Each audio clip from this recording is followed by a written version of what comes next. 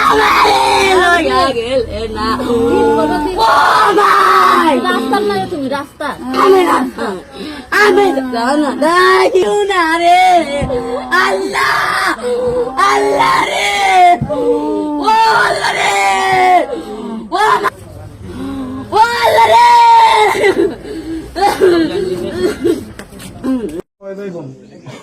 আমরা সব ভাই বোন কয়জন? আমরা ভাই বোন 8 জন। ভাইরা কই থাকে? ভাই বর্ধমানে গেছি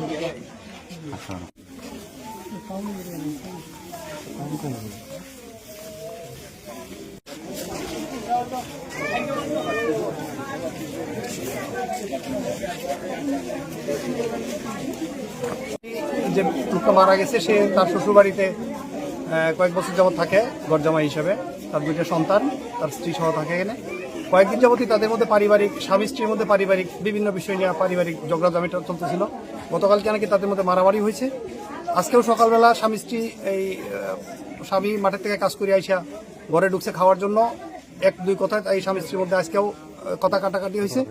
এক পর্যায়ে স্ত্রী তার স্বামীকে ভিতরে রাইখা পিছনের দরজাতে দৌড়াইয়া তার মারে ডাইখা নিয়ে আসছে এবং ঘরে থেকে তার স্বামীকে অর্ধমৃত অবস্থায় বলতেছে যে উঠায় নিয়ে হাসপাতালে গেছে।